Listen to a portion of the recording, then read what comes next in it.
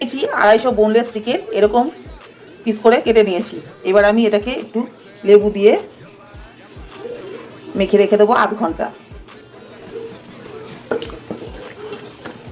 রাখার পর ভালো করে চিপে নিয়েছি। এরপর এতে দিয়ে দেবো স্বাদ মতো নুন, দেবো গোলমরিচের গুঁড়ো, দিয়ে দেবো হাফ চামচ আদা আর কাঁচা লঙ্কা বাটা, দিয়ে দেবো হাফ চামচের কম রসুন বাটা, দিয়ে দেবো একটু সাদা তেল।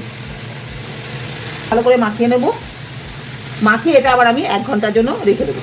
চলে এসেছি, গ্যাসে বসিয়ে দিয়েছি একটা চাটু, অল্প একটু তেল দিয়ে এবার আমি চিকেনগুলো দিয়ে দেবো।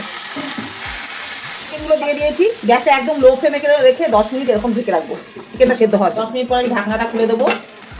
চিকেনগুলো এই যে দেখুন সেদ্ধ হয়ে গেছে, একদম নরম হয়ে গেছে। এবার আমি উল্টে পাল্টে দেবো। একটু পোড়া পোড়া হয়ে গেছে, আমি চাটুতেই বানিয়ে ফেললাম চিকেন কাবাব। এইভাবে করে বানিয়ে বাচ্চাদের দেবেন, দারুণ লাগবে খেতে।